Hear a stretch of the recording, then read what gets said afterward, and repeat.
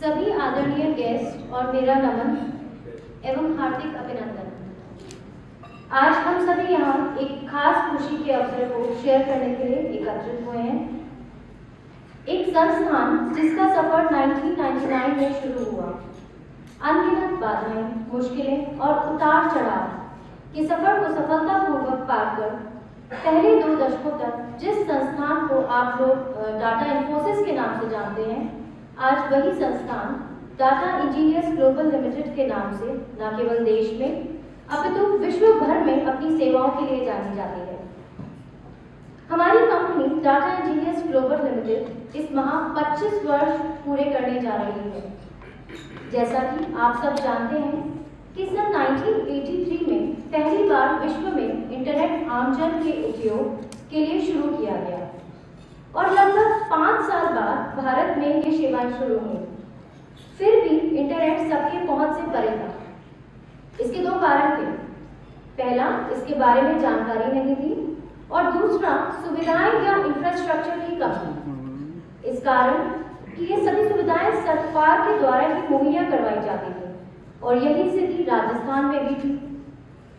आम जन तक इंटरनेट और तीव्र गति से पहुंचे, इस पहल में सरकार ने यह कार्य प्राइवेट ऑर्गेनाइजेशंस को देने का विचार किया। इसी पहल को आगे बढ़ाते हुए अप्रैल 1999 में डाटा इन्फोसिस पहली प्राइवेट इंटरनेट सर्विस प्रोवाइडर के रूप में राजस्थान में स्थापित हुई। इस शुरुआत ने इंटरनेट को राजस्थान के शहर शहर ही नहीं बल्कि गली गली तक पहुंचाया और इंटरनेट का इस्तेमाल आमजन के लिए आम कर दिया। संस्था द्वारा जो पहल प्रथम इंटरनेट सेवा प्रदाता के रूप में हुई, वह वहीं तक नहीं रुकी। जन जन की सेवा भाव को प्रथम रखने के जज्बे को आगे बढ़ाते हुए हमारी संस्थान ने पहला वाईफाई हॉटस्पॉट, पहला ऑनलाइन पोर्टल, पहला बस बुकिंग सिस्टम, पहला नेशनल पार्क बुकिंग सिस्टम, पहला सिनेमा टिकट बुकिंग सिस्टम, पहला ई-वॉलेट, पहला ईमेल प्लेटफॉर्म, पहला एंटी स्पैम एवं पहला फोटो बिलिंग सिस्टम जैसी अथाह उपलब्धियां हासिल की। जैसा कि मैंने पहले कहा कि आप हमें दिल से भी जानते हैं, DIL अर्थात डाटा इन्फोसिस लिमिटेड। इसकी कहानी और कामयाबी भी दिल से जुड़ी है। दिल से काम करने की भावना, दिलों को छूने वाली तकनीकी नवाचार और ग्लोबल सोच रखने वाले एक आदर्श व्यक्तित्व, संवेदनशील मार्गदर्शक, डाटा ग्रुप के फाउंडर एवं CEO श्री अजय डाटा जी ने अपने समर्पण और उत्कृष्ट संचालन के साथ कंपनी को सफलता की नई ऊंचाइयों तक पहुंचाया।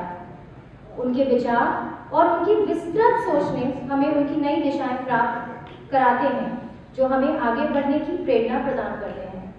उन्हें हम सब डिजिटल राजस्थान के महान प्रेरणा स्रोत के रूप में भी जानते हैं, जिनका समर्थन और मार्गदर्शन हमें नई ऊंचाइयों की तरफ अग्रसर करता है और करता रहेगा। इस विशेष अवसर पे माननीय श्री अजय डाटा सर के लिए कुछ कहना चाहूंगी। बुद्धिमानी से भरा है उनका काम, जिससे हुआ है ऊंचा हम सबका नाम। जटिल समस्याओं का हल ढूंढते, टेक्नोलॉजी की शक्ति हम सबको सिखाते। उनका ज्ञान और दिव्य दृष्टि देती है हम सबको सफलता की पुष्टि। आपका योगदान हम सभी के लिए है मूल्यवान।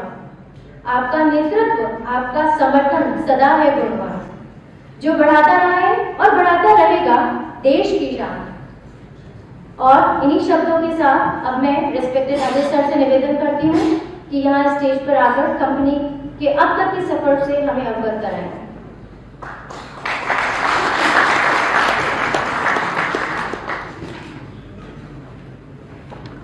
Thank you Mahendra ji. मुझे नहीं पता आपने कभी टाइम भी लिखी। HR हमारी महेंद्र जी ग्रुप की HR हेड हैं, she manages 5,000 people and she is doing this talk for us. आज मेरे लिए बहुत ही भावुक क्षण है। भावुक क्षण इसलिए इस कंपनी की शुरुआत काफ़ी विषम परिस्थितियों में हुई, जो शायद कोई नहीं जानता है परिवार के अलावा, और काफ़ी नेगेटिव परिस्थितियों में जब चालू हुई तो एक सिस्टम ऐसा बना जिसके अंदर और कोई चारा ही नहीं था कि इस कंपनी को चलाना है। आवाज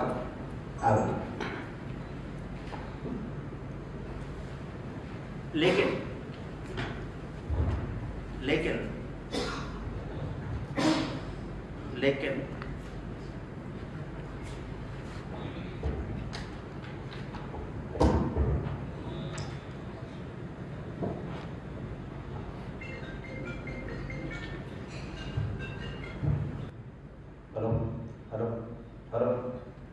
लेकिन पेरेंट्स का आशीर्वाद, परिवार का सपोर्ट, दोस्ती का माहौल और प्रेरणादायक मित्रों के साथ यह सफर बहुत ही अच्छा और रिमार्केबल रहा। हम एक छोटी सी टीम एवं बड़े सपने के साथ चल पड़े। अब आपके सामने हम प्राउडली खड़े हैं as a symbol of innovation, resilience and some sort of success. यह सोचना नामुमकिन था कि एक बच्चा जो कि मैं था, हैदर में गांव में पढ़ा हुआ, स्पोर्ट्स खेलते खेलते ही पूरी पढ़ाई चालू हो गई और senior higher secondary government school से पढ़कर टेक्नोलॉजी सेक्टर में भारत का भी प्रतिनिधित्व करने का मौका मिलेगा, यह लेकिन सच हुआ। एक जुनून, एक मुकाम हासिल करना, कुछ बनने का, कुछ कर दिखाने का, इसकी प्रेरणा मैं अगर सच में कहूं तो मेरे माता पिता से मिली। माता जी ने हमेशा दो ही बातों पे जोर दिया कि किसी गलत संगत पे नहीं जाना और अपना नाम रोशन करना। मैं कई बार सोचता हूं कि उन्होंने मुझे ये नहीं कहा कि देखो बहुत पैसे कमाना है, उन्होंने ये भी नहीं कहा कि काम करना है, उन्होंने यही कहा कि गलत संगत में नहीं पड़ना है और नाम कमाना है। मेरे पिताजी ने सॉलिड रॉक का काम किया और हमेशा एक मजबूत स्तंभ के रूप में पीछे खड़े रहे और कहते रहे कि तुम करो, मैं पीछे हूं। इन दोनों बातों के समावेश के बाद कितनी भी विषम परिस्थितियां इस कंपनी में देखी हों, लेकिन हमने पीछे मुड़कर कभी नहीं देखा। शायद इन्हीं बातों की वजह से जिन लोगों ने मेरी शुरुआत सालों में ज्वाइन किया, जिसमें कुछ लोग यहाँ पर भी हैं, वो आज भी मेरे साथ हैं और मेरे ख्याल से काफी श्रेय इन सब दोनों सीखों का जाता है। आप सब लोग जो मेरे सामने बैठे हैं, जिन्होंने कहीं ना कहीं हमारे को प्यार दिया है, सपोर्ट दिया है एवं आगे बढ़ने की प्रेरणा दी है, मैं आज जानबूझकर, और मेरे दोस्त ऐसा सोच रहे थे कि मैं आज आपको सॉफ्टवेयर के बारे में काफी कुछ बताऊंगा, मेरे से क्वेश्चंस भी किए गए, लेकिन मैं उनको निराश करूंगा कि आज मैं अपने सॉफ्टवेयर सॉल्यूशन, सर्विसेज और मेरे अवार्ड्स के बारे में नहीं बताऊंगा। आज की आपको ताजा करने के लिए हमने बाहर कुछ चित्र लगाए हैं। आपसे मेरा निवेदन है कि अगर आपको अपनी मेमोरी पिछली 25 साल की रिवाइव करनी हो तो उनको जरूर देखें। आपके जहन में जो 25 साल में मैंने साझा करी है जानकारी, वो आपकी जीवन में दोबारा से आ जाएगी। हम 25 वर्षों की जर्नी को एक बड़ा आयोजन करके, पार्टी करके भी मना सकते थे। एक कॉकटेल पार्टी एक हमारे जरिया है पार्टी करने का, डिनर पे बुलाइए, म्यूजिक करिए, ड्रिंक करिए, घर जाइए, सेटअप है पार्टी का। हमने लेकिन सोचा कि हम एक चेंज एजेंट के रूप में काम करें और सिल्वर जुबली कंपनी की मनाने का, खास तौर पर नॉलेज बेस्ड इंडस्ट्री कंपनी को, हम इस नॉलेज बेस्ड इकोनॉमी में जहां पर संवाद हो, ज्ञान का आदान प्रदान हो और हमारे प्रधानमंत्री जी ने जो अमृत काल से हमारा परिचय कराया है उसका लाभ पूरा लें, इस बात के लिए हमने ये कार्यक्रम रखा। और इसी क्रम में मेरे मेंटर एंड गाइड श्री पाई जी को मैंने रिक्वेस्ट किया कि हमारे संवाद की शुरुआत करें और बिल्कुल नए तरीके से 25 वर्ष जो सिल्वर जुबली हम कहते हैं उसको सेलिब्रेट करने का एक अवसर प्रदान करें, क्योंकि मुझे लगता है कि जर्नी तो अभी शुरू हुई है। With this same integrity, transparency and relentless pursuit of excellence, we stand in front of you with the same passion, dedication and commitment for the innovation for next 25 years. मैं आप सबका तहे दिल से शुक्रगुजार हूं कि टाटा इंजीनियर्स की जिंदगी में आपने जो महत्वपूर्ण योगदान दिया है, प्यार दिया है, आशा करता हूं यह प्यार हमेशा आशीर्वाद के रूप में बना रहेगा। धन्यवाद।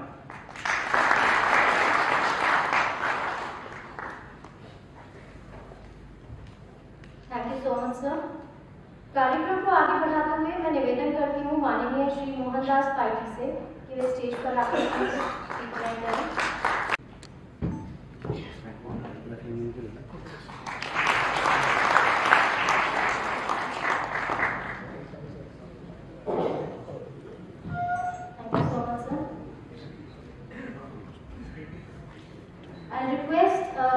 मोहनदास पाई जी सर कि वे अपने नजरों से हमारे देश व संसार के भविष्य के बारे में हमें अवगत कराएं। Yes. I'll just say next and you turn it off. Ajay, thank you for inviting me. I'm happy to be here.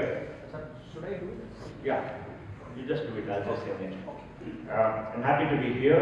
I came here 20 years ago, led by my friend Abhay Jain. Abhay is a Rajasthani. He tells me he was born in his village in Rajasthan. And suddenly he felt the need to give something back. So pulled me here and said, you must come to Rajasthan and work in the state. I said, it's so far away, such a remote state, why should I come there and work? What is there? Anyway, he dragged me here and he brought Manipal University, the Mahindra City, Manipal Hospital, and the technology, policies and many things else. We worked with the government for 10 years, Srimati Vasundhara, and we had a great time. And suddenly one day, Vasundhara was acknowledged the best digital minister in India.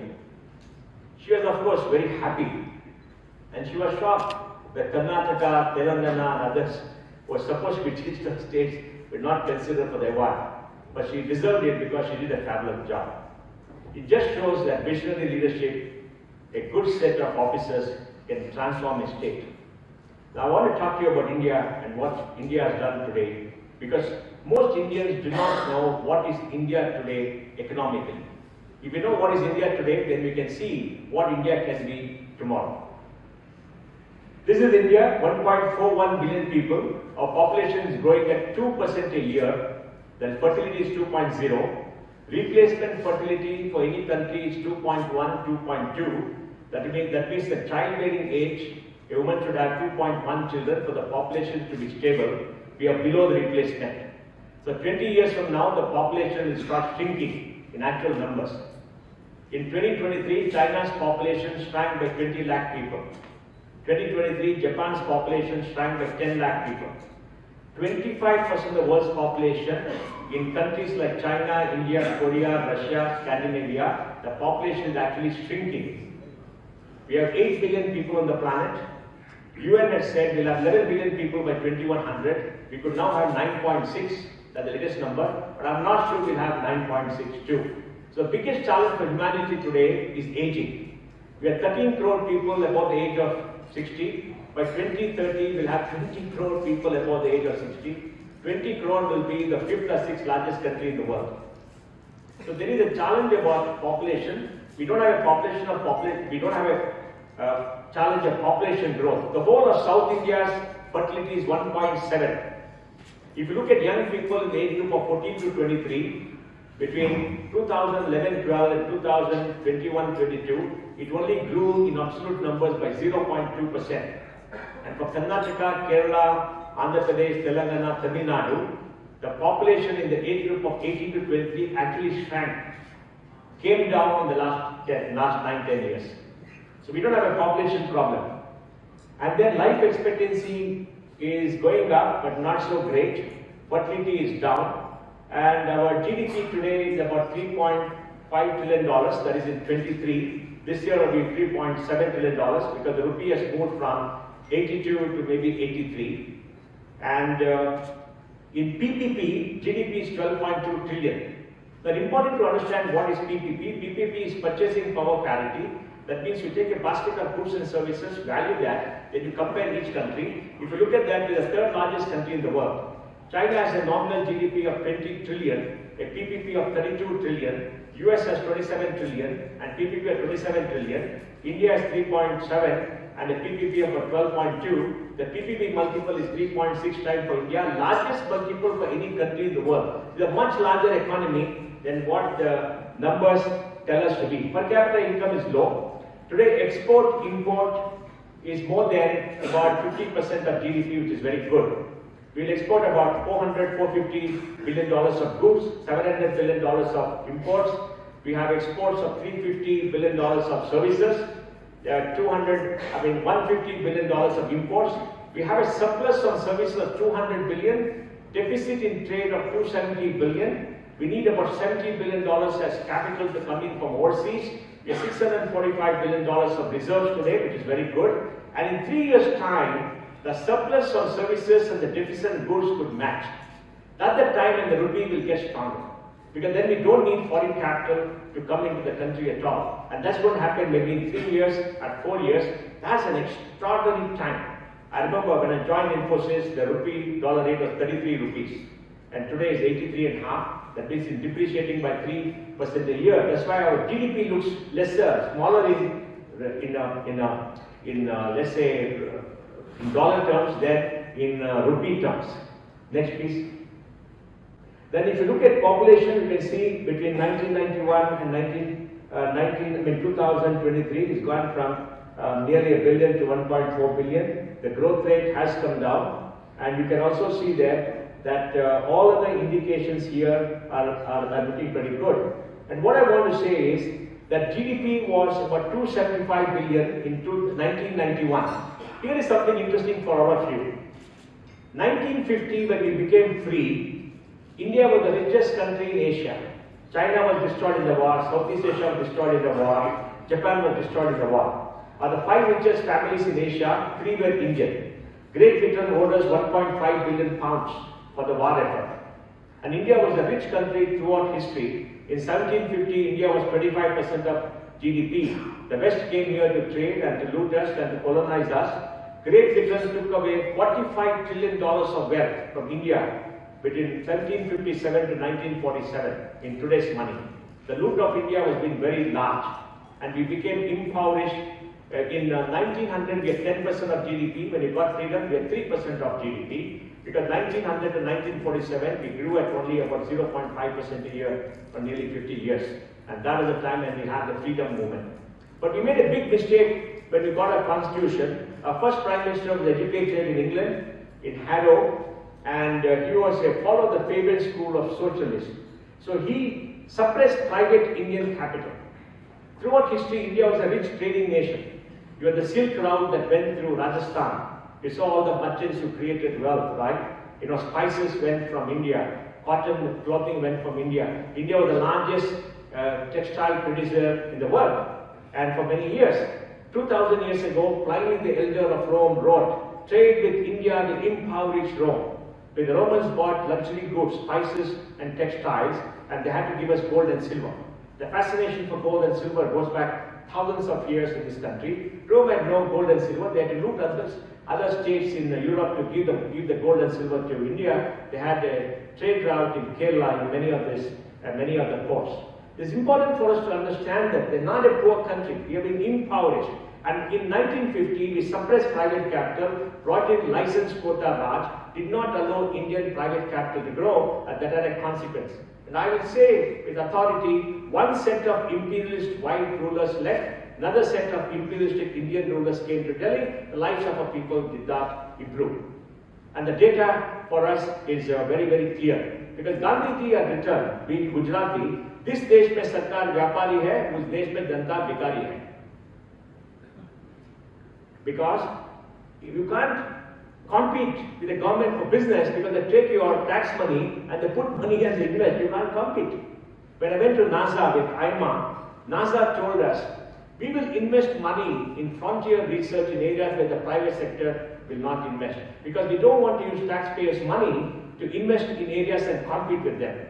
So we had this tragic thing, 1950 to 1980, India grew at 3.5% a year, population grew at 2.5% a year, per capita income grew 1% a year. The world grew at 4.5%, Asia grew at 6.5%. In 1980, we became poorer than we were in 1950.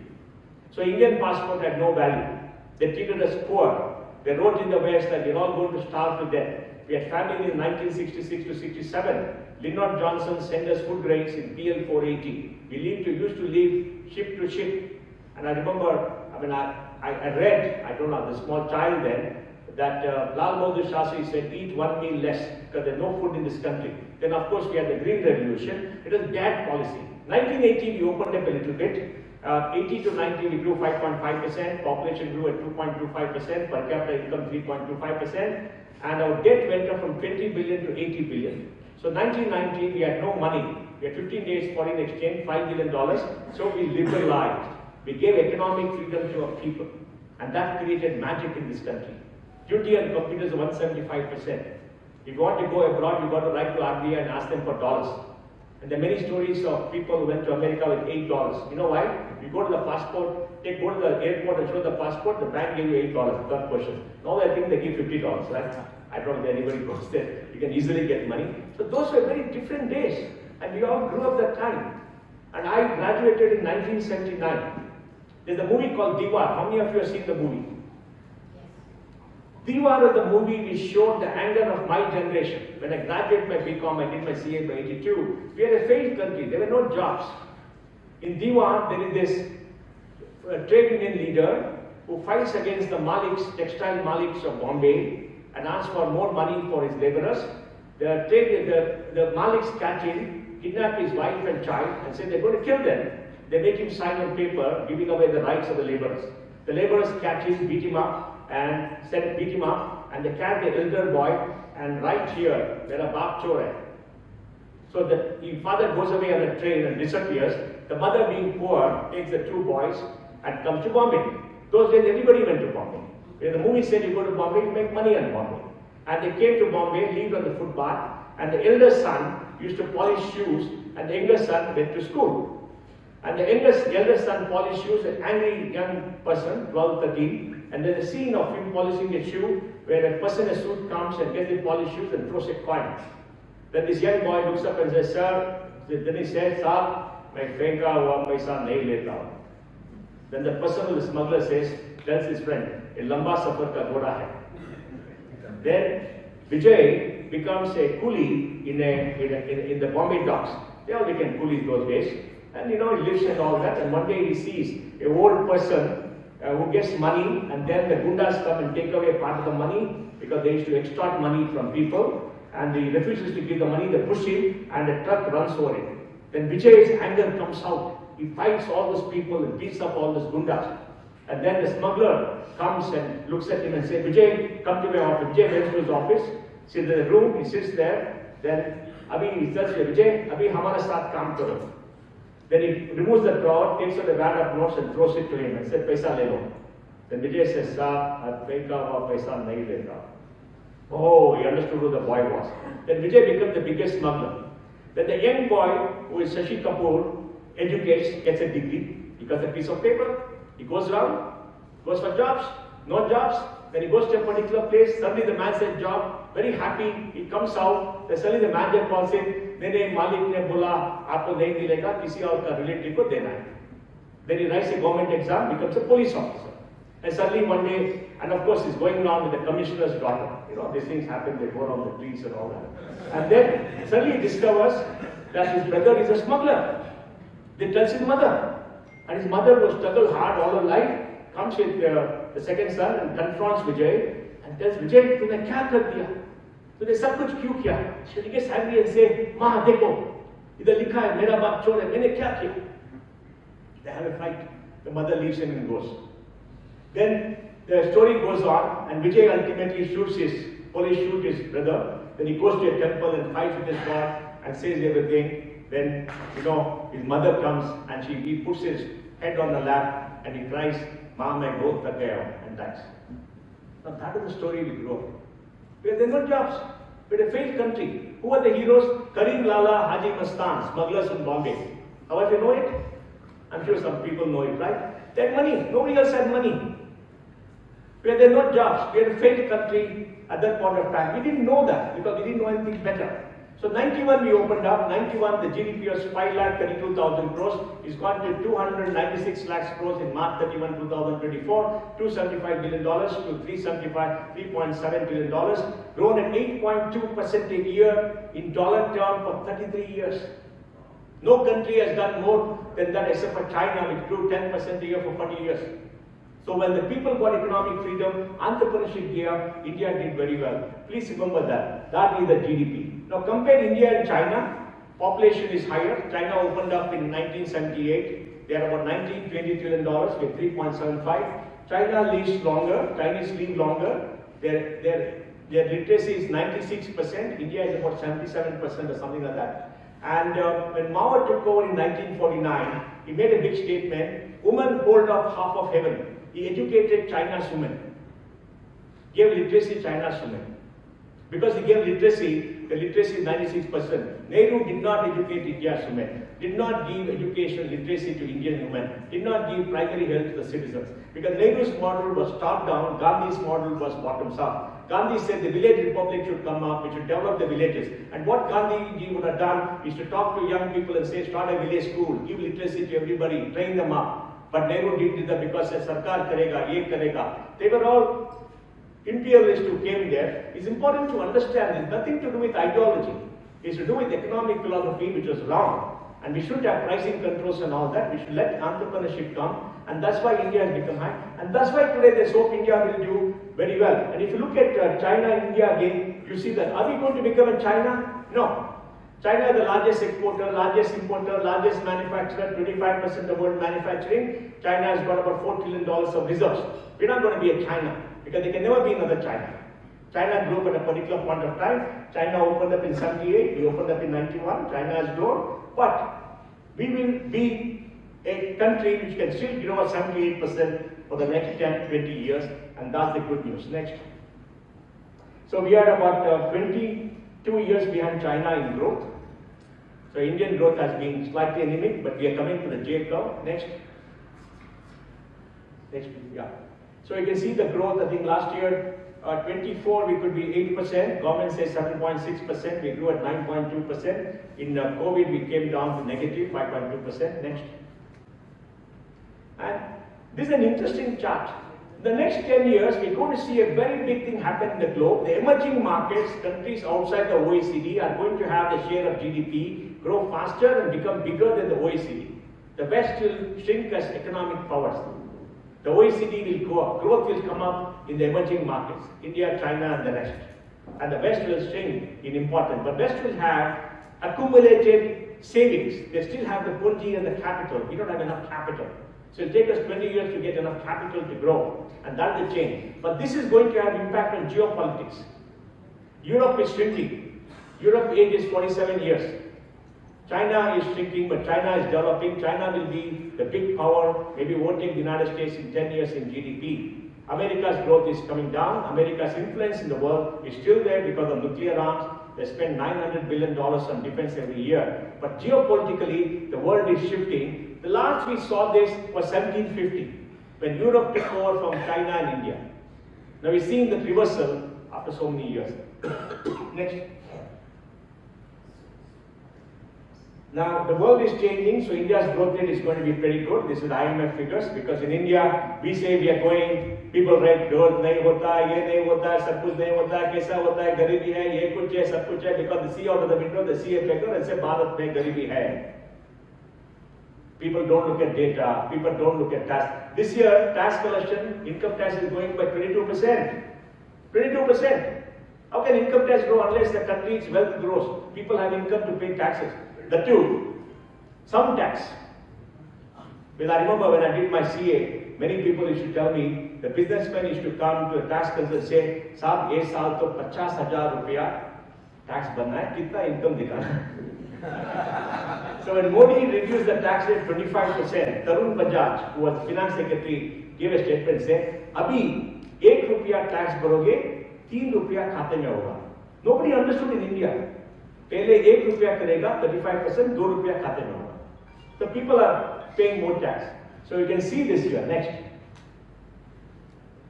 Now India is not a small country. Second largest producer of steel, 125 million tons last year, this year 140 million tons. We are the second largest producer of cement, 425 million tons in 24, 390 in 23. China makes 2.2 billion tons. China makes 1.2 billion tons of steel. China is a big country. And then you look at two-wheelers, 21 million two-wheelers, largest in the world. 5.2 million cars, third largest in the world. We are more than Germany, more than Japan. Only China with 25 million and America is 16 million are ahead of us. They're a long way ahead, but we are number 3 again. Then if you look at real estate, 1.4 billion square feet. And you look at IT, it is $260 million. And if you look at electricity production, other things, we are the second or the third largest power in industry in the world. That is very big. Next. And then if you look at coal, 1 billion tons this year. 24, data has come out, I got to update this. Iron ore, aviation, third largest market, railways, fourth largest, and then roadways, maybe the third largest, second largest. And in textiles, we are the second largest after China. India is a very big country, the price is small. Same thing you can buy in America 3 times. I think many of people like Ajay go to America, buy the clothes from America, and they turn around and say, made in India. No? And you pay in dollars, right? Next. Food, 330 million tons, second largest here. We are the largest quantum of arable land in the world. Undivided India had the largest quantum of arable land ever in human history from Peshawar to Dhaka. Peshawar to Dhaka. And we grow 330 million tons of food. Our productivity is 60% of China. If productivity is there, we grow 550 million tons of food and we can feed half the world. So they're a rich country. And then you look at this, milk. Largest producer of milk, 250 million tons this year. These are old numbers. Fruits and vegetables, third largest, 342, right? 340 million tons. And then if you look at spices, you look at other things also, India is a very, very large producer. With the largest number of bovines in the world, cattle. Cattle in this country have got fundamental rights. They can walk into any street, go to any home, be on the street, they're free to do what they want. Next. Strong financial base. About 6,000 listed companies, $4.5 trillion of market value. I think we're the third or fourth largest country in terms of market value. Of course, China, US is very large, then I think China is slightly larger than us. We owe to Hong Kong. We have about $650 billion in mutual funds, and we get about $75 billion in FDI. So financially, we are in a very strong position. Next. Median age. Our median age is 29 years. Japan is 46. 35% of Japanese are more than 60 years. 35%. 30% of Japanese youth, boys and girls, have never interacted, spoken to the opposite gender. They're not producing enough babies. India used to produce 2.5 crore babies for 30 years. Last year it fell to 2.3 crores. The numbers are coming down. We have 1,020 women per 1,000 men in India.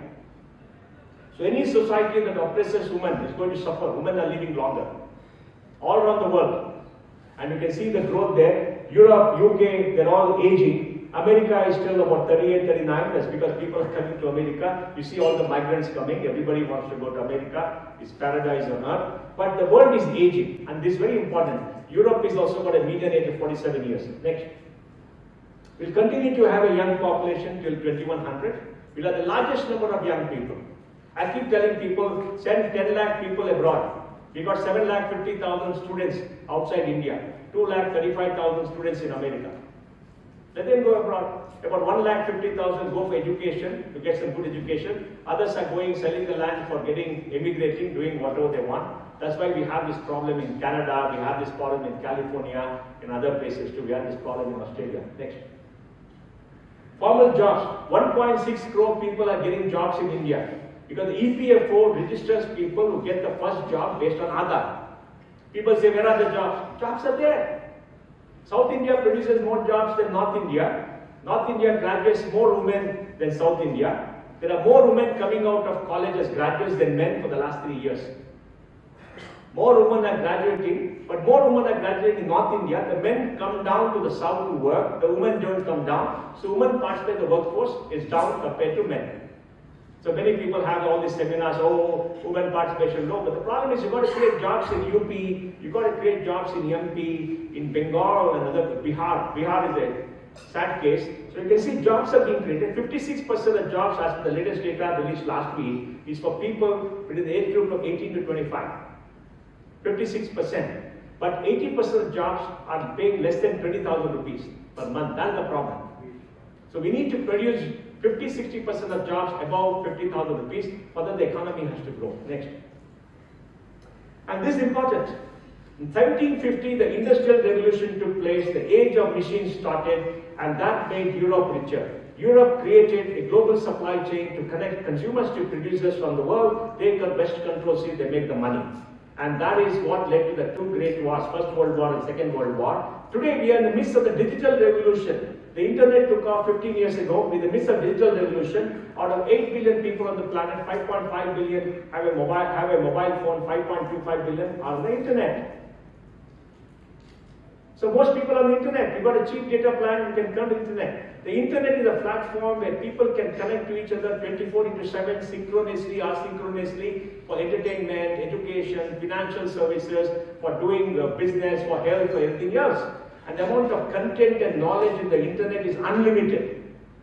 And that platform is going to change. The business models that we have of a global supply chain is going to change because the supply chain is going to go to the back end. And this is a tremendous change. And in this, for the first time, India is a leading player. The most foremost digital revolution player in the United States, then you come China, and then India. And India is a leading player for very different reasons. And look at this chart. This is extraordinary. Next. And look at the top 10 most valuable companies. 8 are all digital companies. The 2 are not digital, I think, are Berkshire Hathaway and Saudi Aramco, which is the oil company. But look at how the shift has happened over the last many years. The most valuable company, the market is saying, where is the value? The value is in the digital world. And we are going to be part of that. Next. Tech is the leaderboard. That means the highest profits are made by technology companies. Apple makes $100 billion of profit. $450, $500 billion of revenue, $100 billion of profit. Microsoft makes 65 to 80 billion. Google makes 65 to 70 billion. And look at the growth that's happened from 2005 to 2020. So technology companies are growing. Next. The US runs the world's cloud. Today we got cloud technology where data is stored in the cloud. The US has the largest quantum of cloud. All our data is stored in the cloud. And Uncle Sam can look at all our data, and the NSA, National Security Agency of the United States, knows what you eat, what you dream, what you buy, what you do every single moment. They can use AI to predict where you're going to go, what you're going to do. And people in many NGOs in Delhi say, oh, government of India should not do this because Uncle Sam is doing it. Who is going to protect you? If the data is stored in India, government is there to protect you. Government doesn't protect you, you can go to the courts. Where will you go to the court in America? NGOs don't have the foggiest sense of what to do, how to protect people. Look at this, the United States dominates. Europe is not there. Next. EU is an aging digital colony. You like that, right? Europe is an aging digital colony of America. No great digital companies. The only great company is SAP. And they don't have a hope. They don't have enough people in technology. Next. Big tech outspends to maintain monopolies. The biggest threat to humanity is global digital monopolies. Next. Monopolies are not encumbered by geographical borders. Earlier era, before digital, if you are a global monopoly, you got to have physical presence all over. Now you don't need a physical presence. Because everything is on the internet. The data rides with you. All of us buy Apple phones, iOS. We buy Android. Our data is all there. Data goes to America. They all become monopolies. They can turn you off. How many telephone numbers do you remember? Anybody? I used to remember 200 numbers. Now I don't even remember wife's number. It's scary. Huh? Yeah. Don't remember numbers. We should remember 200 numbers which you ring. Now, how many numbers you remember? No. Your phone goes away, you're dead. Google turns you off, you're dead. You can't connect. So these are all global monopolies. Next. And look at the new normal, global tech global monopolies. Apple has 2 billion people on iOS. Android has 4.5 billion people. Amazon has maybe 2 billion people as customers. The digital monopolies, all American. All American. They control the world. And governments do not know what is happening. We need laws to protect us. We need laws to make sure our data resides in India. Government of India has data sovereignty, right for the data. And we have rights for the data, so nobody can use the data. If Ajay takes my data and he wants to sell it, you should get my permission.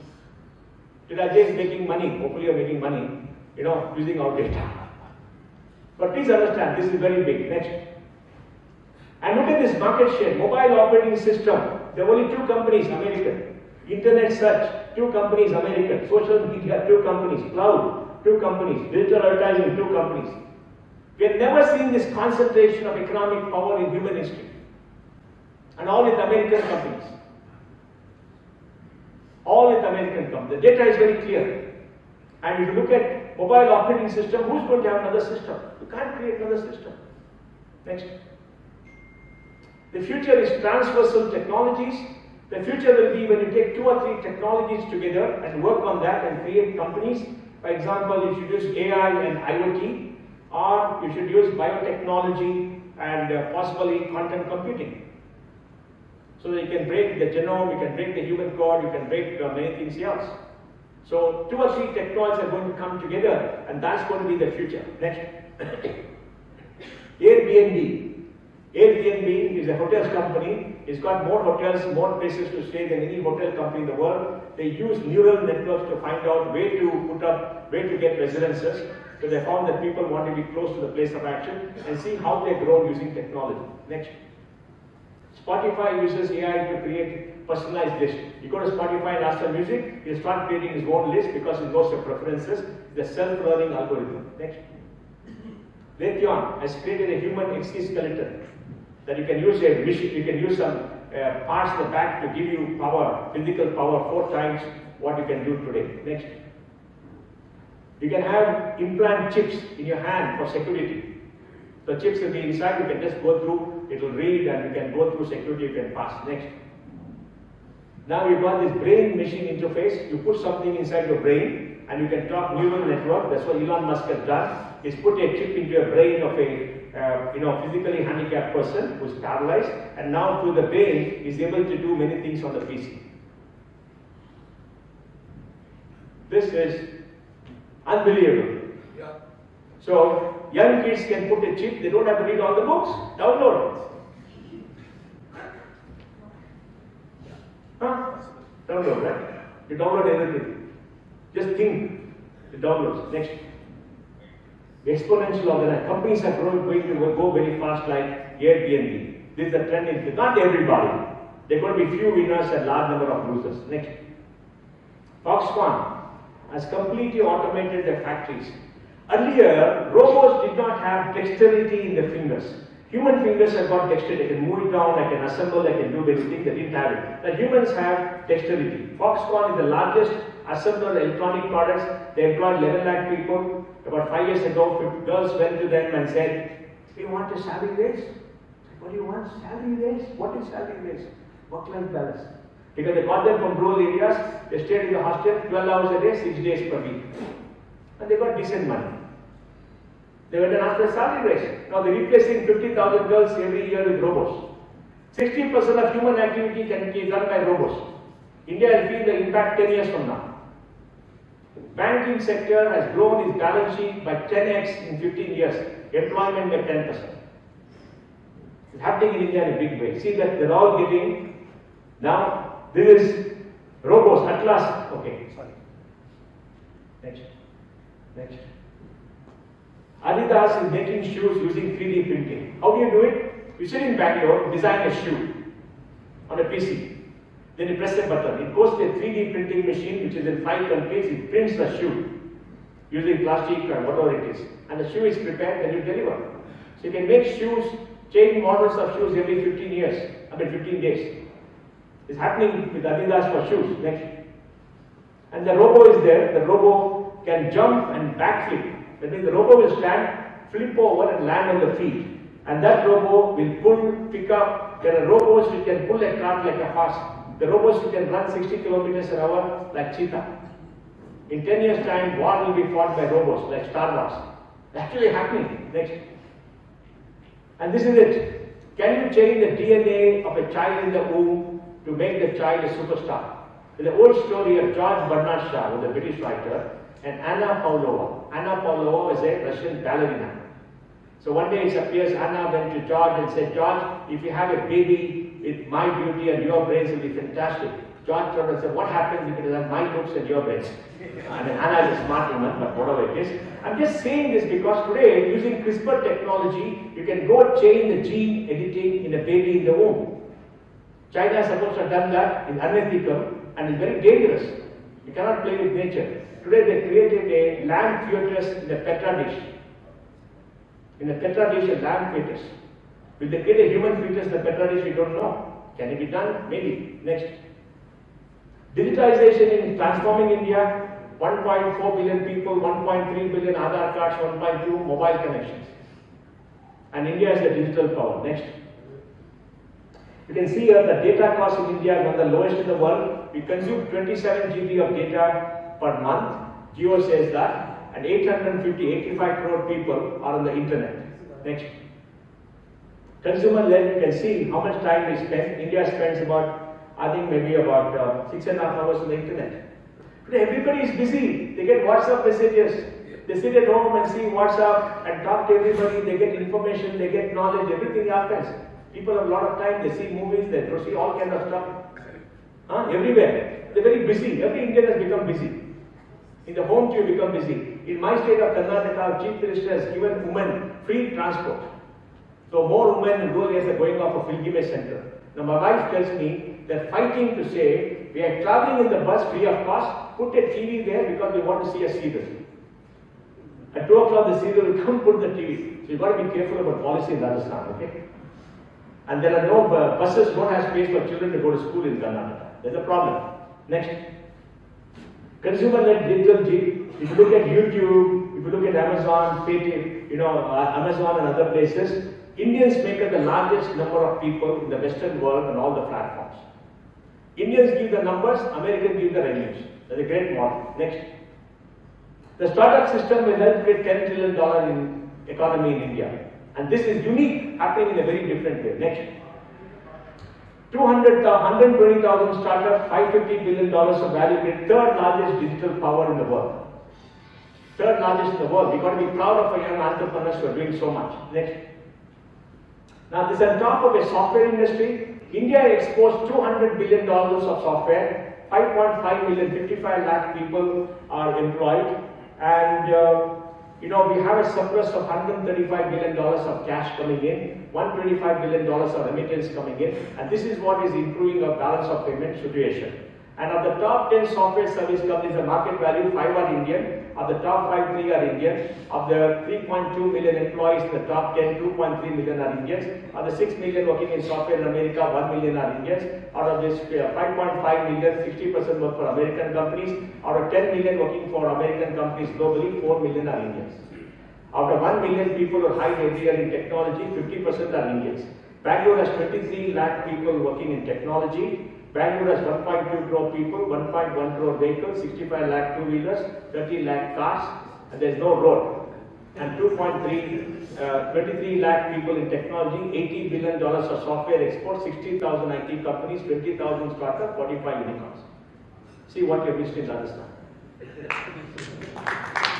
And Bangalore has more people in technology in Silicon Valley. In 2 years' time, India will have more people in software than America. But we're not there in the top 10% of innovation because we don't have Panam, Rokda. Because all of you are not investing enough in innovation. We don't have enough money. And by 2025, we'll have 200,000 startups, maybe 250 unicorns, creating $1.5 trillion of value. Next.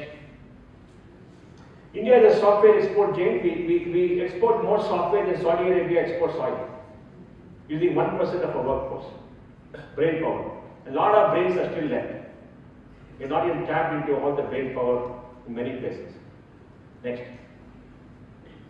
And this is interesting. 67 startups are in Bangalore, Delhi, and things. Hyderabad, nothing is there. Chennai, they're all fighting among some private dividends, all kind of things. No, there's no time to do anything interesting. See where it is. India invested $146 billion in startups, but in 2014 till 2023, only 15% is Indian capital. So the tragedy, 85% is foreign capital. When India opened up, the software industry came, Indians are major investors. Then we have the telecom industry, because of Jio, India is the major investor. The pharma industry boom, India are the investors. The infrastructure industry booms, the banks lost their money, but we still got enough Indians. Some of the thieves went away. Then we had these startups, foreigners have 85% because they're not investing enough. LIC is not investing, nobody is investing. They're all sitting and counting the money, giving to the government, buying government bonds. That's a tragedy. And you can see here, in 2022, we got 2021, we got 45 billion, 2022, 25 billion. Last year we got 12 billion, and this year we'll get 10 to 12 billion. We need more money to become a major power. Next. 110 unicorns who created $350 billion in value. There will be 250 unicorns by 2025, 2026. Next. India's VC system has matured. You can see the number of investment that has happened. There are about 1,200 family offices, 1,100 funds, 2,500 fund managers today. Next. And the returns are pretty good. You can see the growth and the returns, some data. Next. Early stage investing has shown strong growth. The last year, we not had Series B, Series D. Big checks have not come, but small checks have come and sufficient. Next. And we see that given great returns. The returns are comparable. We got to see this year, latest returns have come. It will come down because not money has come in the last 1 year. Next. Value creation at unprecedented pace with some of the unicorns that have been created year by year by year. Next. So I think 1.5 trillion by 2026 could be the value from 550 billion today. That is going to be huge. Next. And we are growing as a deep tech industry, 4,200 AI startups. In Bangalore, every kid is saying, I got an AI startup. We don't know what AI that is, but everybody at least saying, I got AI. That's good news. At least they're talking about it, because after talking, they start hopefully doing something. Right, Ajay? The US is using AI, that is. You've been doing it for long, right? See? You got to talk about it, Ajay. Yes. So, use of digital platforms has gone all across India. There's a story, in a court in UP, there was a doorman. The doorman had a what is digital code? What is that? You pay that, no? What is that? QR code. So what happens in the small court? The judge sits on top, the clerk sits here, you pay the clerk some money, he throws the file there, the judge opens up, sees the case and throws it down, case thrown out. Now what the fellow did, the fellow stands there, he go to QR code and make the payment, he nods to him and put the thing, and he proudly, the photo came in the Twitter and the fellow was sacked. Now, in many parts of India, there are vegetable vendors who don't deal with cash. They got a QR code, you've seen all that, right? So QR code, because, why? Because the policeman will come and extract money from the poor woman. So she collects money. The policemen have become smart, they also got many QR code companies. Now they come and say, Dikao. So QR code has taken over in payment, everybody is doing it. It's amazing. Next. Look at this, access to basic necessities of life. I like Prime Minister Modi for one important thing. The biggest challenge in India is the deprivation and poverty of our people. We are the land of Bhagwan Sri Ram. Nobody should go hungry to bed. What Prime Minister Modi has done, he has made sure almost every Indian has a roof over the head, water in the tap, power in the switch, toilet in the house, a gas stove in the house, a bank account, money in the bank, an internet connection, a mobile phone, food on the table, education for children, and health insurance. On a scale never seen before. It all happened because of the India Stack and because of technology. It delivered. On a scale never seen before in any country in 10 years. 32.5 lakh crores won by DBT in 10 years to the accounts of people. 2.5 lakh crores of our money which has been cheated has been recovered. Can you believe that? All because of technology. Next. Digital media is mainstream. We are seeing, per capita consumption of data go to 27 GB. Next. India constitutes YouTube's biggest user base. YouTube is booming because Indians are seeing. They make revenues to advertisement because we see. Next. Online gaming. Gaming was very good because gamers use technology. Government of India is business ban gaming. In this country, we don't understand ban karo. So they're all gone to Dubai, laughing all the way to the bank. All the crypto people have gone to Dubai, they're going all the way to the bank. When I went to Dubai, I met a friend of mine, said, I'm going to see my son. Where? He's in Dubai. What are they doing? Crypto. All the young people are going to Dubai. How many people have gone from Rajasthan, Jaipur to Dubai? Many people have gone there. They're making a lot of money. Because nobody understands crypto. Government doesn't understand the crypto, they're all gone, they're making money. Anyway, we lost this industry. Next. More hours streamed watching esports. You know that esports has taken off. Today, more people watch others playing games than playing games. Amazing. I was in the Mahakumbh, Mahakumbh, where somebody inaugurated a cricket esports league. He said he had some 250 million downloads. They're watching people play digital cricket and it become a spectator sport. Next. E-commerce is growing very fast, you know this stuff. Next. Tier 2 and Tier 3 cities. Today what is happening in smaller towns, you can buy all the goods you can buy in Bombay and Bangalore because everything is there on the web. You're not deprived of anything. Earlier you could not buy anything because they're not available in the neighboring shop, right? Everything is available. So Tier 2, Tier 3 cities are doing more business in e-commerce. Next. B2B commerce is also going. Next. EdTech. A lot of EdTech, good stories. Next. Health tech companies also growing. Next.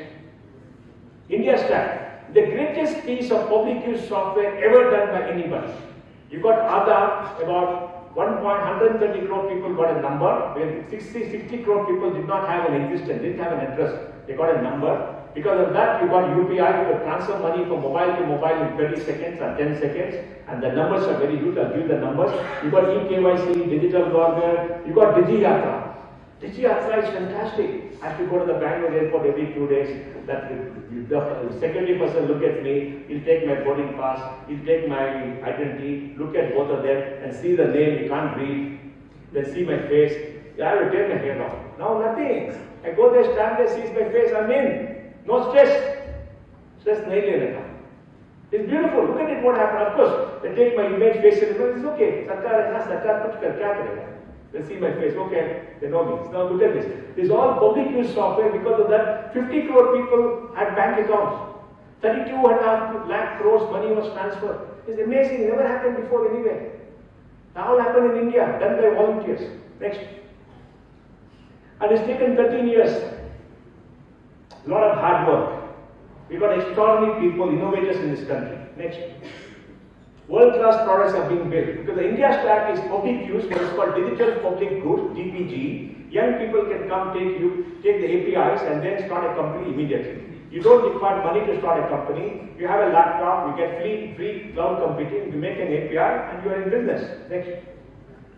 Impact of the India Stack, transaction times have come down, use of, sending that, your chips for your phone has come down. Next. We'll go from data poor to data rich. We'll have the largest database for public use the next 1 or 2 years. We're already halfway there. Next. Indian banking is very good. $1.5 trillion, $6 trillion of lending, $2 trillion of deposits, and banks' NPS come down. Next. We're getting neobanks. Neobanks are layers of apps at top of bank accounts. So you operate through the Neo app and then they take all your bank accounts. So what is going to happen, if you use the neobanks, all your bank accounts, they consult, they get the data, then you want a housing loan, they send the data to many housing loan companies, they will quote and you get a housing loan. Today in Bangalore, young people are giving money, they say 30 minutes per paisa dega. But they're all techies, engineers. They don't understand. If you easily lend money, you got to give it back. Many of them have lost their shirt and lost the investor money because they didn't write an app to get the money back. There's a problem. Next. Digital payments in India, 6.96 billion to 15 billion in about 2 years. Next. UPI, share of digital payments, 87%. All payments are digital. Next. And UPI, you can see the latest $228 billion monthly in February. $50 billion payment QR codes. $12 billion monthly transaction. Next. 42% of global payments, e-payments are in India. 42%. More than China, more than the US. US sucks. Next. You can see banking as a service. You get a layer of apps on banks. Banks are going to become utilities. You should keep money in the bank and use the apps to do many other transactions. Next. Zerodha, you've seen this, right? Zerodha earns 2,750 crores profit every year by having a digital platform for broking. Next. Digital broking is happening in every city in India. Next. Credit without friction. Paperless instant credit. That's the dream. That every Indian will get credit based on data. It's happening in many cases, but it should improve more. Next. Digital public goods are our contribution to the world for the digital revolution. Next. You can see here, consented data exchange. Now a law is going to come whereby our data will belong to us. If Ajay wants to use the data, he must seek my permission. But for that, they require a data exchange. Account aggregator and others are data exchanges where this can happen, and the infrastructure has already been built. The number of transactions are going up. Next. This account aggregator framework could work. You can see the number of accounts. 6.3 crore requests have come. 6.1 crore accounts have been done. Next. Consider data exchange. This is for open credit delivery network. Next. OCER is for credit. Next. ONDC. How to get mom and pop shop, the kirana shop into e-commerce. ONDC automatically register them. Once they register, they automatically come on Flipkart, automatically come on thing, and transactions are going up. Today the report has come, the transactions gone up by 6x in maybe 1 month or 2 months, right? Next. This is the ONDC journey. Next. India's emerging health stack. We have 550 crore people who are getting health insurance. About 40 crore people have already got it. 7.5 crores got an operation. All the health data will be available with proper masking, with privacy. So you can use the data to find out how diseases come, what is the cure, and what will happen. Next. UPI moment in healthcare account. Next. Open protocols. We are getting an open system where everybody can come and use it, so no company will own it. The cost will come down for everybody. Next. Number of years. Look at this. 19 days for Pokemon to go to 5 crore users from zero. Arogya Setu did it in 13 days. That the Twitter-like app from Meta did it in 2 days. So the speed of change is one. In the digital world, the speed of change. So you're not abreast, you'll be overtaken by change. Look at the number of years it took to go to 50 million users. For everything in the world in the last many years. Next. Rise of Indian tech. Jio is trying to create a super app by a lot of companies. Jio has got 45 crore people on the Jio network. Next. Tatas are trying to do it. Next. Indians are creating unicorns globally. There are 4.2 million Indians, maybe 1 million more undocumented. They're still crossing the border from Mexico, out of which 90 unicorn founders are there. Indians are the largest unicorn founders in America. Next. 44% of people who create unicorns in America are not US born, out of which Indians are the largest. Indians do well everywhere they go. Next. We send more of them, right, Rajat? Out of 1,300 unicorns, India, China, and America have 1,200. Other countries don't match. Next. So, a lot of experiments are happening, innovation is happening, and the flywheel is going up, and all this is going to grow tremendously in the next 5 years. Next. So India is optimizing to be a superpower. I'll speak for 5 minutes and answer a question about 2047 because we said that. For a country to grow, we need 3 things: human capital, physical capital, financial capital. In terms of human capital, population growth rate has come down, fertility has come down, 26.5 crore children are in school. Out of 100 kids going to class 1, about 80-85 complete class 10, about 65 go to 11 and 12, and 56 pass, 28 go to college. The 28 going to college will possibly go to 50 the next 10 years because it's growing by 3.2, 3.3%. Are all going to get good education? No. But they're going to college and hopefully they'll do something useful in their lives. Right? Population growth rate is coming down. Number of babies being born is declining. And India has an aging problem. We've got 1,020 women per 1,000 men in India. And the girl child percentage at birth is going up. So we're having more girls being born today then the balance is coming in the population, which is very good news. More women are getting graduating from college than men for the last 3 years. The gross enrollment gross enrollment rate for women is higher, and enrollment rate for women also is going up. And in this election, 24, women are going to be the deciding factor because more women vote than men. That is unbelievable in this country. Okay? So, we are having human capital, we got enough institutions, 1,200 colleges, 4.3 crore people, 1 crore graduated, 800,000 engineers, all the nice stuff. Do you have enough physical capital? Yes, our railways goods will now travel at 45 kilometers an hour. They travel 25 kilometers. We built the eastern corridor, western corridor, and we got this Vande Bharat. Hopefully one day they'll go at 150. Right now they're going at 85, and we'll have a high-speed rail from Ahmedabad to Bombay very soon in 2-3 years. And China has 30,000 kilometers of high-speed rail. We got only 550. Hopefully we'll get more. So you can go from Delhi to Jaipur in 1.5 hours. Now it takes 4 hours train, 5 hours train. We can do that. So physical infrastructure in terms of airports, in terms of ports, in terms of roads is getting built at an unprecedented pace. Bangalore to Delhi, it takes 1.5 days by truck. It should take 3 to 4 days, about 5-6 years back. So things have improved tremendously. Financial capital. We have about 200 lakh crores in deposits, 150 lakh crores in the bank lending. We have about 350 lakh crores in market cap. We got about 180 lakh, 200 lakh crores in bank debt. So about 250,000 lakh crores is very large, about $9 trillion, $9 to $10 trillion in financial assets. And we got a clean banking system. We got a great stock market working at 2.1. We don't have enough savings. We invest $1 trillion a year. The United States, China, United States, and India invest $1 trillion a year. $250 billion invested by government, and the rest of us, we invest out of our own savings. But we need more, and hopefully that more will come. And last year, corporate tax paid was 10 lakh 4,000 crores. At 25% tax is 40 lakh crores. 40 lakh crores and 272 lakh crores of GDP. 15% of GDP is pre-tax corporate profits. Pre-tax profits in the corporate sector in India. This is very large. Very, very large. People don't know this data. People don't want to see this data. So, if you take all this, 2027, 5 trillion, 2032, 33, maybe 10 trillion, and by 2047, we should be maybe 20, 25 trillion. I don't want to give a number because I don't know, but I'm very sure by 2032, 23, I'm still going to be around, hope to see $10 trillion, and that will be a great time. And that's the time when per capita income will go up. Today, the per capita income is 2,12,000 rupees or something, 2 lakh rupees for people. In Bangalore, the per capita income is about $15,000 per head. India's per capita income is $2,500. Out of 1.4 billion people in this country, 1 billion live on less than $1,000 a year, 400 million live on $6,000 a year, that's 3.5 trillion. Out of 400 million, 100 million live on $10,000 a year, balance $305,000. And that is 3.5 trillion, and the $10,000 is going up at 8%. They are the ones who buy cars, they are the ones who fly, and 100 million, 10 crores is a large population. And if you take PPP, the per capita income is $35,000.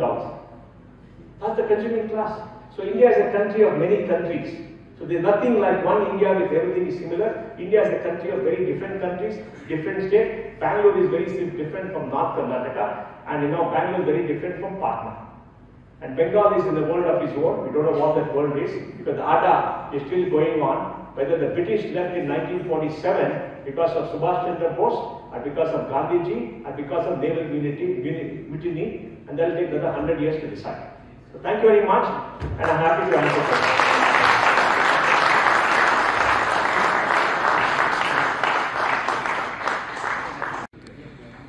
Thank you so much, Pai sir, for an interesting insight that you have shared. अब मैं invite करती हूँ Ajay sir को कि वे stage पर आएं एवं आगे की प्रक्रिया करें. Speak after Pai. So if we have the opportunity to ask questions. Hello. Hello.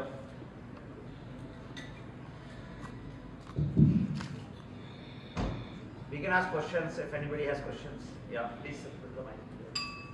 One mic. कोई बात पीछे company. You mentioned that it is growing a lot. I worked in a company called Telecom. I think from 2008 to 2015 was the time when EdTech was actually free. I think it was a growth time, so we saw the growth. But now, in each and every is nowhere. Where Tata entered in the money. This market is to buy. Unattended. So isn't that tech companies are not able to understand this market, not able to understand the customer. What we are doing wrong with the technology? Well, I think there's nothing wrong with technology. They must fix their revenue model. The problem is, after COVID, there's a boom. A lot of money came into Electron. They all blew up the money, and they're in trouble, right? Because the money dried up. They did many things wrong. But I think they got to go back to the drawing board and work out a revenue model where they really earn revenues and get an appropriate level of revenues to match their expenditure. So these things happen. You see, what happens in markets is value creation goes up, then valuation shoots up. When valuation shoots up, the markets are in a boom. Then the fear comes because fear overtakes greed. Then the market falls. And then value creation slowly catches up with the market. And now value creation is coming not in EdTech yet, in other areas, to a point when valuations are looking reasonable. So hopefully this year greed will play out and more money will come. It's a cycle that goes on, and in between the cycle, many companies will die because they have grown up in cash. It's a normal economic event. So we got to be careful. There will be some winners when the boom ends. The boom has ended, we will the winners. Yeah. And Ravi Kumar. America is on top of the world in technology, but it has a demographic problem. The number of white children born in America is less than the non-whites born today. And in 20 years they will be going for voting. The whole voting pattern in America will change. Will it have effect on it? Yes, because you see, by 2045, the Hispanics, that is the Spanish, will be the largest ethnic group. They're not as well educated as the whites. Today, 72% of blacks have a single parent. 70% of black children have single parent. Families are broken there because of many reasons. I think you must look at videos of Thomas Sowell, the black philosopher who talks about this. So there's a problem in America, which is the problem of wealth, the problem of works, and the problem of too much of activism. So we've got to see how it goes up. I think there's a problem in America. There's a problem in Europe. They're catching up. There's aging in Europe. Essentially, it's a very ideological problem of free societies, which came out of the fall of the Berlin Wall. Because the Berlin Wall fell, people said it's the end of history. Francis Fukuyama wrote the book, The End of History, and that meant liberal democracy had succeeded. Then all the leftists came together and said, we got to do something, and they went to France and tried to create this wokeism and all kind of activity about transgenders and all that. The French kicked them off, they came to America, they succeeded, and now they've contaminated the entire education system. Let's see what happens. But there, the Indians will be welcomed by both of us. But Indians are welcome, Indians are the richest community, they're doing well, and they're getting attacked now. They're getting attacked because many people don't like communities which do well. Now they've got to fight back, become a lobby. See, America, a democracy is a system of competitive lobbies. Indians have made money, they should have a lobby. They should lobby now. They form a strong lobby. In America, the lobbyists must collect money and they pay the politicians to tell people what you want them to tell people. That's the way it works, right? India too, you have to pay politicians, political parties money to create good policies. Because politicians respond to their constituency. I'll just add something different from this. Because we are in Rajasthan. Rajasthan gave one president to America. Rajasthan gave two presidents to Brazil. Thank you. Yeah. People are asking who is that. One Rajasthan, he married an American girl. And they had a child. But this man died in an accident 1 month before the child was born. The American lady called the child as Bill at home, and some other name, Christian name, in the school. After some years, he married another family, and that family stopped to the parents. Very interesting. Bill, you can take him straight in his native village here, in about 80 kilometers from Jaipur. And his daughter, Chelsea, at that time, 2000. She stayed for 1 month here very much and enjoyed Holi in this month.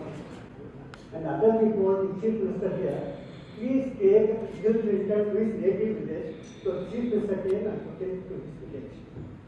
And 2 people were residents of Brazil in 1930 and 1960. Thank you. Yeah. Any other question? Yeah.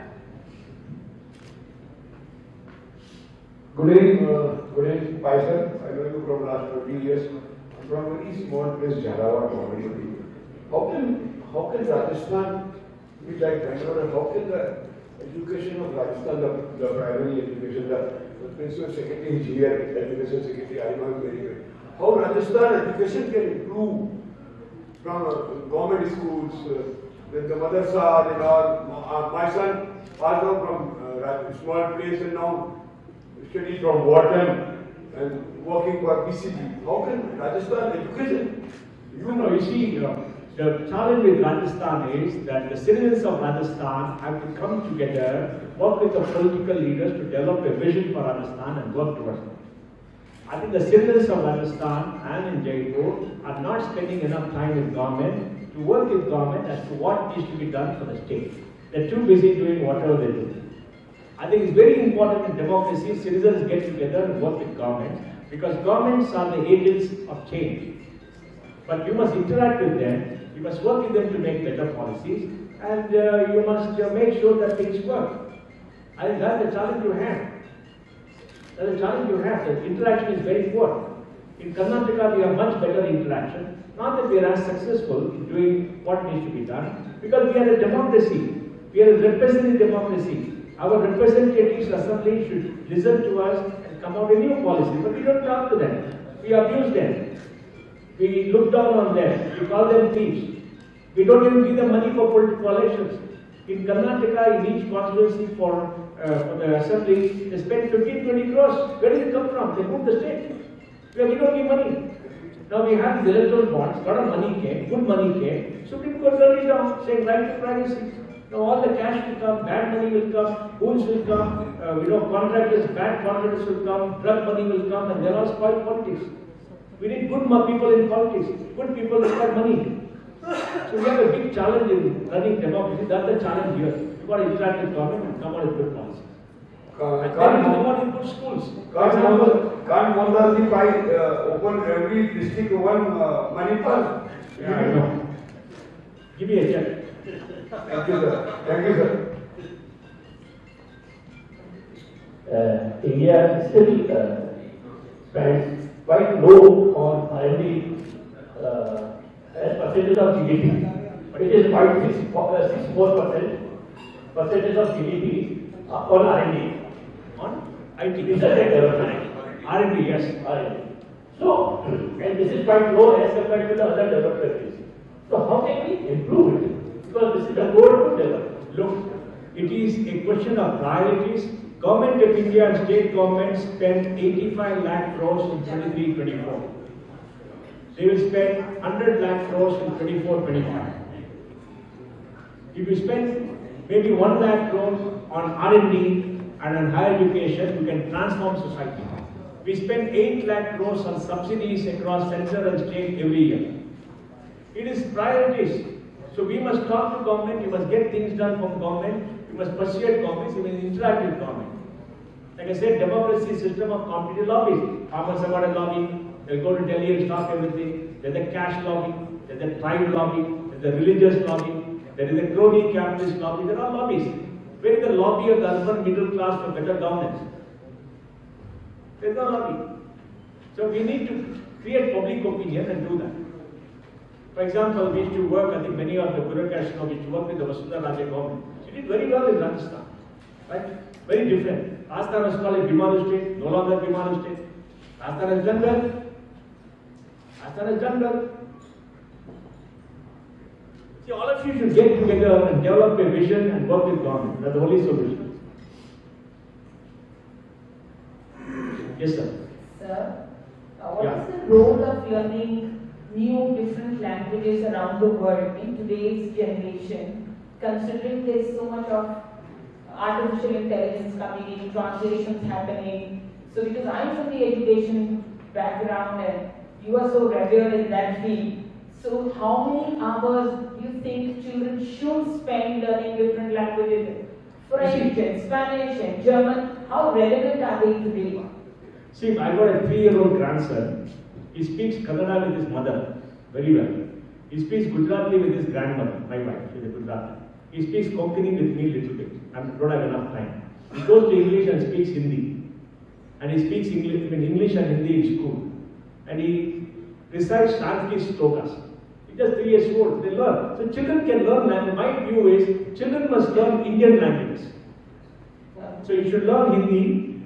You should learn maybe neighboring languages. And you should learn maybe English. And you should learn a South Indian language. You know, we are also part of India. Learn a South Indian language.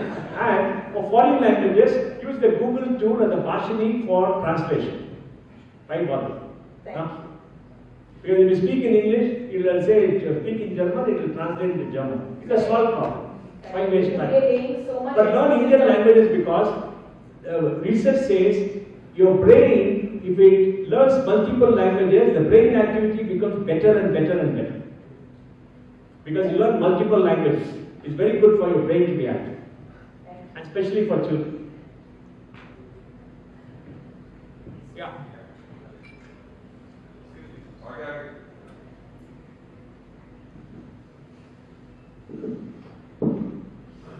Thank you for the great talk, sir. I have been kind of following up your talks on other platforms as well. What I understand is that you have a certain view on economy and you have a certain vision how it's gonna scale up. What we have seen till now, be it the American story or the Chinese story, South Korean story, is the fact that though government has scaled up its role in the policy making, there has to be a specific focus. You know, when we see America taking 2 turns, you know, when there was a Great Depression, they kind of filled it up with the public spending. Then came Reagan to kind of scale down the government in time. Now we see America from a manufacturing giant going specifically on tech and financial services alone. What I see from your talk is the fact that India now is kind of focusing on the digital public infra. And somewhere, manufacturing again gets a backseat. Since you are having that national, international outlook, how do you think that policy shaping is actually happening at the national level? And what are the few misses and what are the few hits that you're seeing in the coming future? Thank you. You see, India's biggest mistake was focusing on capital-intensive industries and giving incentives for capital investment rather than jobs. The biggest challenge for India is we are labor surplus. We must have labor-intensive industries. We must give incentive for creating jobs so more and more people get jobs. Economic activity goes up. You set up a refinery with 45,000 crores in Barmer, you will get 40,000 crores subsidy from the government. You put 1,000 crores and create a garment factory for 1 lakh people, you will get only the inspector coming and harassing you. Am I right? That's been the policy. Only in the last few years, the policy has changed to incentivizing labor to the PLI and other schemes, and that must be. So I would say for Rajasthan, you are a labor surplus state. You got very good skilled people. So you got to get incentives for people to come here, set up factories, labor-intensive industries, to make sure that you can produce for India and export out of India. For example, Bangalore has got 5 lakh people working in the garment industry. We don't have people working there because they get 10, 12, 15,000 rupees. They're getting people from Jharkhand and everybody and putting them here. Attrition is 25-30%. So you must create policies and fix people, and for that, follow the Singapore model of giving flat-rate factories. Flat-rate factories on rental with power available, they pay for it with sewage water treatment, everything available. So ready-made infrastructure till they come and incentivize them around Nimrana and close them to Delhi. So you create labor surplus, labor-intensive industry. That is a failure. That's what we must do in Rajasthan. And second, tourism. You got to do much more in tourism. You got the richest tourism artifacts in the country. Almost slightly better than, let's say, Tamil Nadu. So you got to focus on where large number of people can be employed. And then you focus on regular manufacturing and others in the areas around Delhi. Because for manufacturing to come, you need high quality life for the managers. Because labor is one part, but the managers will not go stay in the village. So you got to create it next to a good center where there is good urban infrastructure for the children. And that is what you got, because you build a road network, power, you are getting much better, right? So you got to focus on job. Biggest policy changes are policy focus on job creation. That's PLI is good. PLI is saying I create 1 lakh job, 4 lakh job creation for people at different levels. For people who are semi-educated, labor-intensive industry, or people who are slightly better educated, skilled jobs in industry, and in the services sector like IT and others, or people who got better degrees. And each one of them requires a different kind of policy. You got to think it. That's what you got to do. Yeah. Yes, sir. It's always a pleasure to hear you. My question is, I would like to hear your views on the 3 major policies of the new government. The biggest policy change required in India is to give justice to the Indian people. The constitution promises us justice. There is no justice in the country. Any case you file takes 20 years to resolve. We got 21 judges per million population, we need 50. In commercial area, there are disputes. We got 250,000 under trials, people for petty crimes who don't have money for bail or been in jail more than 50% of the time with their sentence. It's a pity. The poor have no justice. A rich person can go pay a good lawyer, stand up in Supreme Court and get the justice. You saw the Tista Setalwar case, where the Supreme Court set up a 2-bench judge because of a call to the Chief Justice, and then the 2 benches didn't agree, they set up a 3-bench and gave bail at 9 o'clock. What about you and me? We got a broken justice system. For any society to do well, justice is the most important thing that is promised. We still not got it. That the policy change we should have to increase the number of court capacity, reduce government litigation, because government is the biggest litigator. That's point number 1. And second, very important point is we must stop tax terrorism, overreach of regulatory agencies and creating fear in people. 20 lakh crores is stuck up in tax litigation. Why should 20 crore lakhs? LIC got 25,000 crores of tax refund. LIC, public sector. After 8 years, the person who paid the tax demand should be sacked. Why waste money on this? Infosys got 6,300 crores tax refund for a 15-year-old case. What are you going to do? So to stop that interference, the second thing, the regulatory agencies should do things much better. And the third policy, we must focus on job creation. Number 1 priority is job creation. Job creation. And for job creation, segment the industry and do this. Because the rest of the stuff, infrastructure is being built, the banking sector is there, FDI is come, all the things we have done. Justice. Right? The regulated thing to improve ease of business.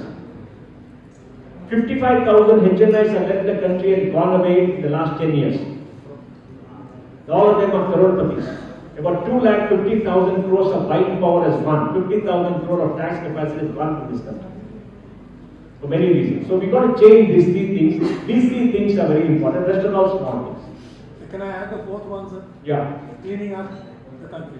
Huh? Cleaning up the streets of the country. Yes. In fact, I had an argument with Dr. Kelkar, an economist, and he said, cities, a place become clean with wealth. And you're poor with dirty. You don't have money to spend and all that. Because today I was passing through that MI road, no? In front of the palace. It's dirty. And that Hava Mahal road, I got to clean it up. Hava Mahal road should be a walking street. Tourists must come and buy all the lovely goods there. Anyway, my city is very dirty, Bangalore is very dirty.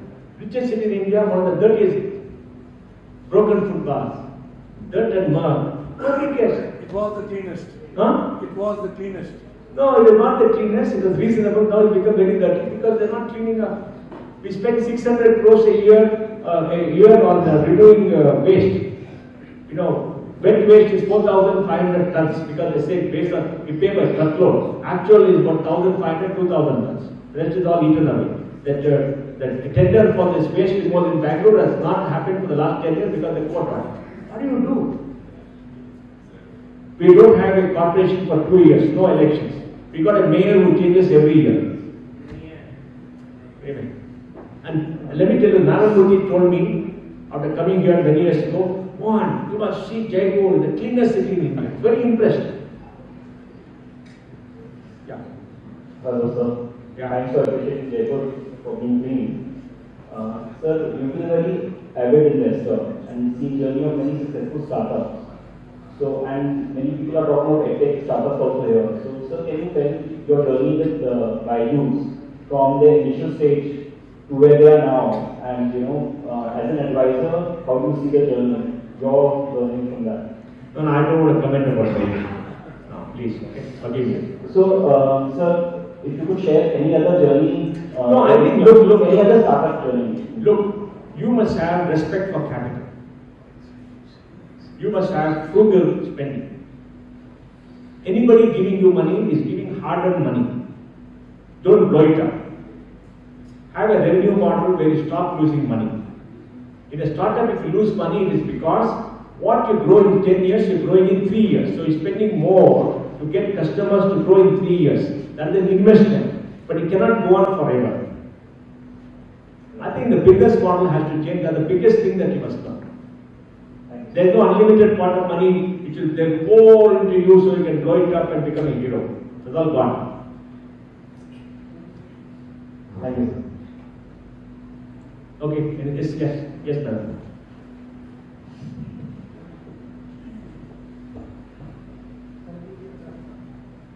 Thank you, sir, for taking us through a journey of pre-independence to post-independence and where we are today. So I come from financial market background, and we have seen how Nifty has moved over years and post-COVID from 7,500 to crossed almost 22,000. So since we are talking more than 47, how do you see? Ultimately move on growth and profitability. Indian industry is becoming much more profitable, but they have to grow in revenues. And to grow in revenues, you must tackle exports and global markets. Because the Indian market is too small for our companies to grow at the pace they must grow. That's the big thing. For example, Apple, in the S&P 500, I think more than 50% of revenues come from exports. So we got to do the same thing for India. In China, a large part of the revenues come from exports. So we got to be export oriented and grow the business there so the revenues can grow faster than the consumption growth in India. That is the missing piece. We got to do that and we got to transform. It's happening in a small way, but I think it has got to accelerate. Why can't we export 2 million cars? Today, Sajjan Jindal made a statement. China produces 1.2 billion tons of steel. They earn 3% operating profits. We produce 140 million. We earn 15% operating profit. But they got to export. The cost will come down. A FMCG largest company earns 32% operating profit before advertisement and EBITDA. Who earns 32% before advertisement anywhere in the world of FMCG? An auto two-wheeler company earns 22% EBITDA margin. Who earns 22%? Why can't they double turnover in export? So the focus should be on growing the top line and profitability simultaneously. And that, I think, is the message that has to come to India. Otherwise, the growth rate will come down. If the growth rate comes down, the stock price will fall. Because something called PEG, right? P to growth. Now, PE for growth for them is 2.53. I mean, how will it work? You got a PE of 45, you got a growth of 15%, is 3. How will it work? It's not sustainable. There's a scarcity to it. So people are spending money and saying, okay, and giving stories. Supported for more manufacturing is now happening because of PLI and because of supply chain efficiencies. The problem with India was supply chain. From Rotterdam to ship steel to Bombay is cheaper than sending steel from Jamshedpur to Bombay. So we got to get fixed that supply chain. Supply chain costs are 14%, with GST come to 12%, with roads it come to 10%, it must come to 8%. So we got to become more efficient.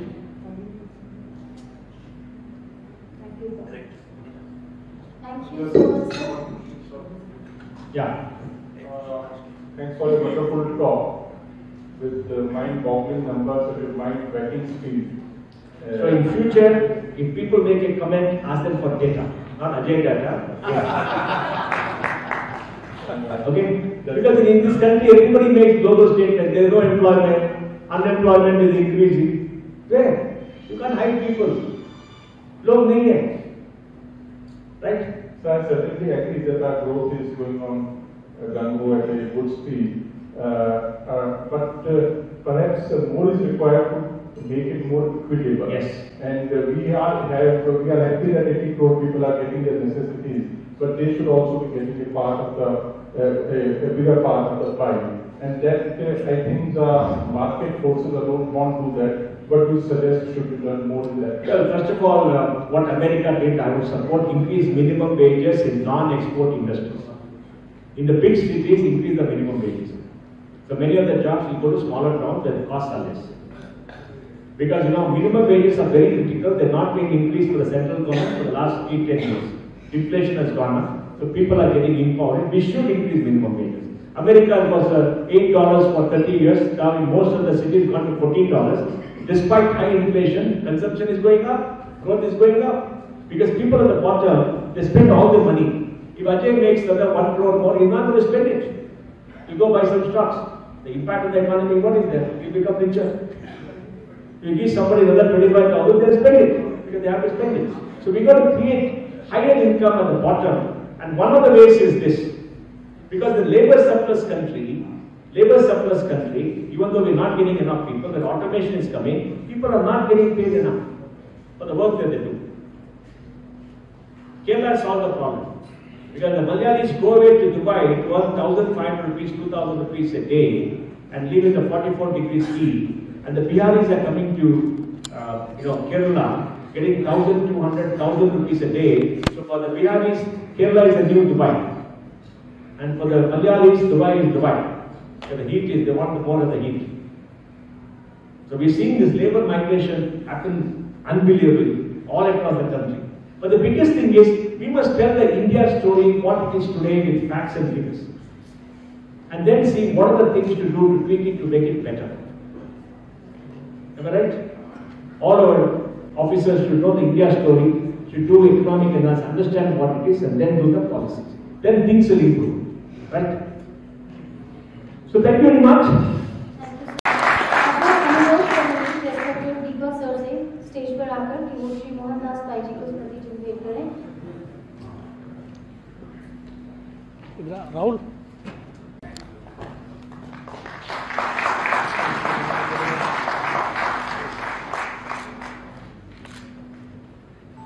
Request Deepak sir कि वो सारे अतिथियों को अपने समक्ष रखना चाहें।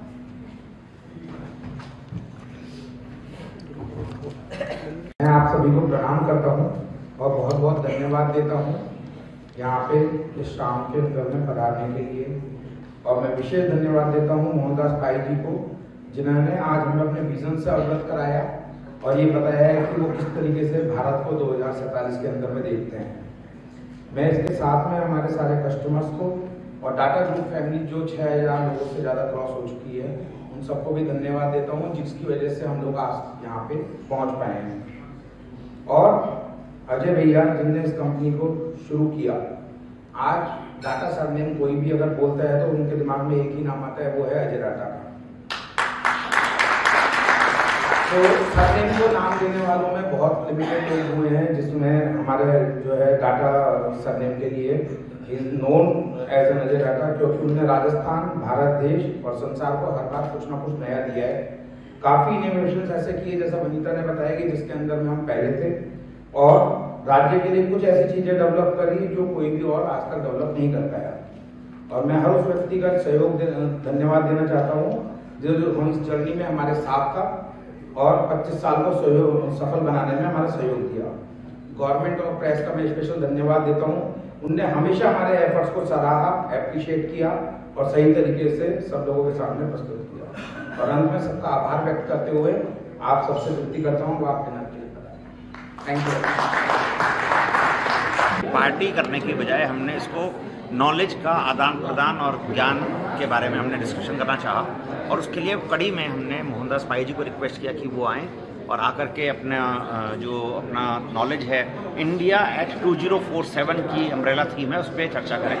तो उन्होंने अपना विजन रखा कि भारत जो है अगले 23 साल में अमृत काल में कैसा होगा, कितनी ग्रोथ होगी, कितने जॉब्स मिलेंगे, कितनी अपॉर्चुनिटीज आएंगी, कितने यूनिकॉर्न्स बनेंगे, कितनी कंपनियां बढ़ेंगी, सब के बारे में बहुत चर्चा हुई। मैन्युफैक्चरिंग कैसे बढ़ेगा, आईटी कैसे बढ़ेगा, और ये बताया कि देश जो है बहुत ही स्वर्णिम युग में है और हमारा भविष्य बहुत अच्छा है और हम अगले 23 साल जो है देश को बहुत तेज़ी से बढ़ता हुआ आगे देखेंगे। Ajay data, MD data engineers. Tell me, what the difference between a good school and a bad school? Again,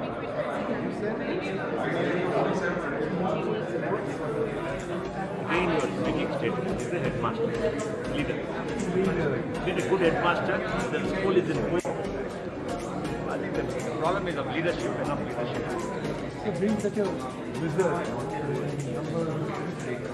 have you ever considered getting into startup?